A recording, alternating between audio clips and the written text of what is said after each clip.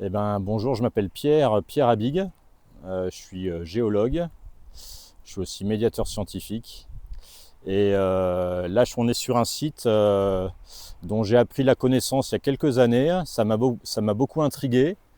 Et en faisant des recherches historiques, j'ai trouvé que c'était des vestiges de très vieux sites miniers d'une époque dont on n'a pas l'habitude de parler en général. Donc je me suis intéressé à ces sites, j'ai proposé à la ville de le valoriser. Et donc là, on est sur un site qu'on appelle la montagne de feu, la Viala. Voilà, qui étaient des vieux feux miniers qui ont brûlé à l'époque d'Henri IV, à l'époque où Sainté était une petite bourgade. On l'appelait la boutique de Vulcain. À l'époque, il n'y avait aucun puits, il n'y avait pas de crassier, il n'y avait pas d'usine. Donc le paysage minier qu'on a en général en tête quand on parle de la mine à Saint-Étienne n'existait pas encore. Donc c'était un peu une mine très très archaïque avec le feu qui brûlait sur plein de collines. Donc à l'époque d'Henri IV, il y en avait trois qui s'appelaient la Mina, Viala et Bouta. Et là, sur le Crêt de la Faille, on est sur le site de la Viala.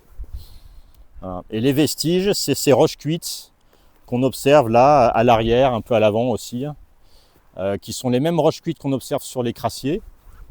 C'est des roches, c'est les anciens schistouillés qui ont brûlé. Mais c'est des roches qui sont plus anciennes. Voilà. Les roches rouges des crassiers, elles ont commencé à se former au courant du XXe siècle. Là, elles ont commencé à se former vers, on va dire, voilà, autour du XVIe et XVIIe siècle. Donc ça permet de valoriser l'époque pré-industrielle. Voilà. Voilà en gros un petit peu ce site qui est assez... Enfin moi, ça m'a fasciné parce que les vestiges, c'est ces roches et c'est les textes. On a des textes du XVIIe siècle et ça donne une ambiance un peu...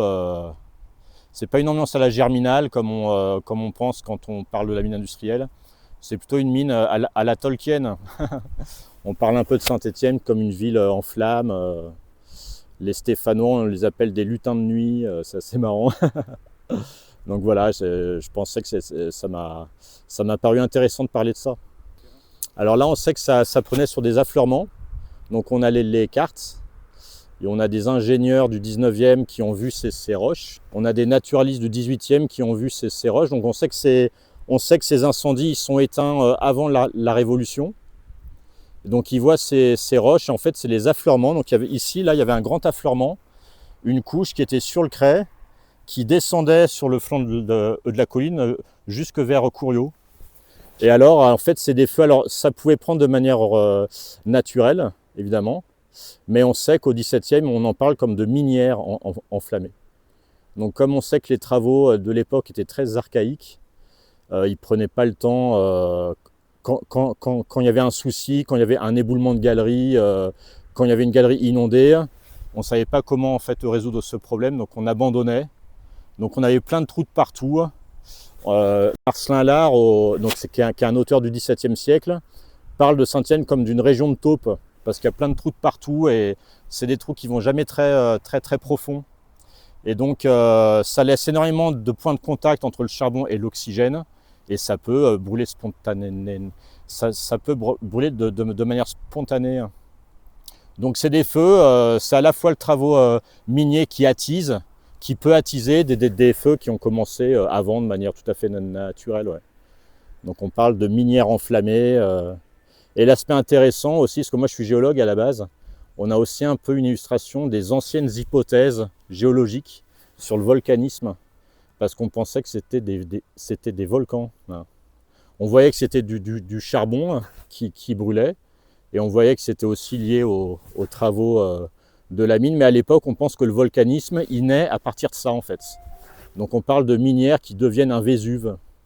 Donc c'est assez intéressant, on peut faire un peu de l'histoire de la géologie aussi, et donc c'est assez, je trouve ça assez chouette. Alors quand on parle, de temps en temps on parle des crassiers comme des volcans industriels. Donc quand on dit ça, c'est une image, on fait une métaphore, mais à l'époque, au XVIIe siècle, on pense vraiment qu'il s'agit de volcans. Et donc quand tu regardes toutes les roches cuites, c'est vrai qu'elles ont un peu souvent un aspect de pierre ponce. Donc c'est vrai que ça a quand même pas mal la gueule d'une roche volcanique. Voilà, donc, et puis ce qui est génial là, c'est qu'on est juste au-dessus de Couriot. Donc là, on a des vieilles mines et des vieux sites miniers du 16e, 17e siècle qui surplombent le site industriel. Donc on peut valoriser 4 siècles en fait d'exploitation minière à Saint-Étienne. Donc c'est ça qui est intéressant. Et donc je suis très content que la ville, avec son équipe Ville d'Art et d'Histoire, ait accepté de valoriser ce site. Ouais, ouais. Alors là, c'est un peu parce qu'on n'a pas fait de travaux archéologiques de terrain. Mais en contrebas, on a un renfoncement et on se dit, tiens, peut-être que c'était une ancienne entrée de fendue. Hein, une fendue, c'était une galerie qui est creusée à même la surface. Et à l'époque, on en parle comme de petits terriers. C'est très très petit, on ne peut pas se mettre debout, donc on se penche, on se met à 4 pattes. C'est vraiment très, très, très archaïque. Donc là, on en a peut-être, mais c'est vrai que il faudrait faire un travail archéologique de terrain. Mais pour l'instant, là, on valorise cette roche qui permet de faire le lien avec cette vieille époque minière. Ouais. Et donc oui, effectivement, donc c'est un affleurement, donc on gratte quoi. On gratte et puis plus on gratte et plus ensuite on poursuit en faisant une galerie. Ouais, ouais. Voilà, donc on va corriger quelques petits trucs sur le panneau pour améliorer le rendu. Et puis voilà, donc il y aura aussi un aspect de déboisage. Alors le site a été mis le long d'un sentier de Saint-Ébalade qui monte depuis Saint-Étienne, qui va jusqu'à Roche-la-Molière, avec un panneau qui indique cette petite boucle patrimoine ici. Ouais, ouais. Et donc il y a un autre site que j'ai proposé de valoriser, c'est le bois d'Avez. Donc le bois d'Avez qui est l'autre site ancien sur lequel on observe ces roches aussi. Et donc là, c'est pas mal. On a un vieux texte d'Aléon du Lac qui nous parle des vieux préjugés sur la nature volcanique du bois d'Avez. Et donc, il y a plein de roches aussi. Et il y avait un ancien panneau qui avait été enlevé. Donc là, on va le refaire. Donc là, ce sera avec un financement de l'école des mines. Voilà. Donc il y a l'école des mines aussi. L'école des mines est très intéressée dans ces roches. Hein. Ils ont envie de voir un petit peu quel est le contenu de ces roches en métaux rares. Donc il y a aussi un intérêt très, très, très actuel. Donc ils étaient intéressés. Donc comme mon projet patrimoine était lié au même objet en fait, ils m'ont proposé de financer. Donc ce sera le panneau au bois d'Avez. Alors ici, on est sûr hein, que c'était la Viala. Donc on sait que c'est actif sous le règne de Henri IV. Et sous Henri IV, donc c'est la Mina, Viala et Bouta. Alors Viala, on sait que c'est là. Mina, c'était le secteur de la mine à la Ricamarie. Et Bouta, des historiens nous disent que la Bouta, c'est un ancien lieu donc à Côte-Chaude. Mais on sait qu'on a les mêmes roches cuites au bois d'Avez. Alors c'était peut-être pas actif en 1605, mais ça a brûlé en fait à la même époque, quoi. Voilà. Et puis on a le Mont du Feu à Génilac, dans la vallée du Gier. Alors là, c'était un peu plus proche de nous. On a un ingénieur qui s'appelait Louis Bonnier. Il nous dit que ça a brûlé au milieu du XVIIIe siècle, à l'époque où ces sites étaient déjà éteints. Voilà. Donc donc il faut s'imaginer une petite bourgade stéphanoise autour du Furan qui était très manufacturière, et ces collines hein, qui étaient à 1, 2, 3 km à la ronde, qui étaient en flammes, et donc on parle de feux qui pouvaient brûler très longtemps, hein, plusieurs siècles. Alors on sait qu'à la Ricamarie, on a des textes sur 5 siècles, et on sait que ça brûle toujours sur le même secteur. Ouais, ouais. Donc c'est des feux qui pouvaient prendre vraiment très très très très longtemps. Ouais, ouais. Et puis je trouve ça intéressant à mettre en valeur une époque archaïque où Saint-Thé est appelée la boutique de Vulcain, parce que tous ces feux sont en surface, on pense que ce sont des volcans, et puis c'est une cité qui est très manufacturière. Donc Vulcain, c'est le dieu de la forge et des volcans. Et puis après, tous ces gisements de surface, ils commencent à se tarir. Au cours du XVIIIe siècle, ces montagnes de feu, elles commencent à s'éteindre. Et le feu, il se poursuit, mais uniquement en profondeur. Donc on va en parler à travers les catastrophes minières dans les galeries très très profondes. Donc le feu, il disparaît de la surface. Et puis ensuite, c'est le paysage industriel, et on va plutôt parler de la ville noire. Donc je trouve ça intéressant de faire un petit peu cette progression historique entre deux périodes de minières qui sont différentes, parce que les techniques d'exploitation, elles sont différentes, et le paysage minier aussi est différent. Ouais, ouais. Puis moi, en tant que géologue aussi, j'aime bien valoriser donc les roches. Une roche, c'est le vestige d'un ancien paysage. Alors en général, quand on parle de géologie, c'est des paysages qui datent de millions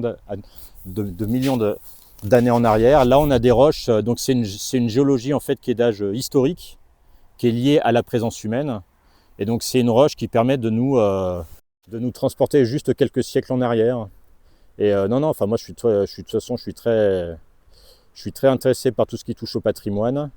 Et justement, je trouve que ça complète. Voilà, ça complète en mettant un petit peu un projecteur sur une période dont on n'a pas l'habitude de trop évoquer. Ouais. Ouais, je suis né de Saint-Étienne. Alors ma famille n'est pas originaire de Saint-Étienne, mais je suis né à Saint-Étienne. Et puis j'ai beaucoup vécu à l'étranger, donc je suis rentré à Saint-Étienne vers 2016. J'avais envie de valoriser le patrimoine géologique. Donc j'avais fait une première brochure touristique sur le patrimoine géologique de Saint-Étienne. Et c'est à cette occasion, c'était avec un de mes anciens professeurs, qui est décédé là aujourd'hui, qui s'appelait Georges Vittel. Et au cours du travail pour faire cette brochure historique, qui s'appelle Promenade géologique à Saint-Étienne, on avait aperçu ces roches au bois d'Avèze. Donc c'est à partir de 2018, je m'y suis intéressé. Et puis là, ce site au Crêt de la Faille, c'est en 2023. C'est un collègue géologue retraité aussi qui m'avait dit « Ah bah tu devrais voir au Crêt de la Faille aussi, il y a des roches cuites pareilles. » Donc là, j'ai « Ah, au Crêt de la Faille, bah, c'est forcément la Viala, parce qu'on a des cartes, donc non, la localisation est assez précise. Ouais. Bah écoute, non, alors moi là on poursuit un petit peu, je fais pas mal de conférences, j'en ai parlé à des archéologues miniers aussi qui étaient très intéressés sur ce site, donc je poursuis ma mise en avant de ces sites. Après j'ai une autre activité de médiation scientifique, et donc j'étais très intéressé quand tu as fait appel à moi, donc voilà, donc ça participe. Ce qui est intéressant, c'est que pour moi c'est un patrimoine, mais il faut que le grand public y s'intéresse, et c'est le grand public qui s'appropriera ou non ce site. Voilà. Donc, et ces sites, parce qu'il y a ici et donc au bois d'Avèze, et donc c'est intéressant que ça soit mis à la connaissance du grand public. Voilà.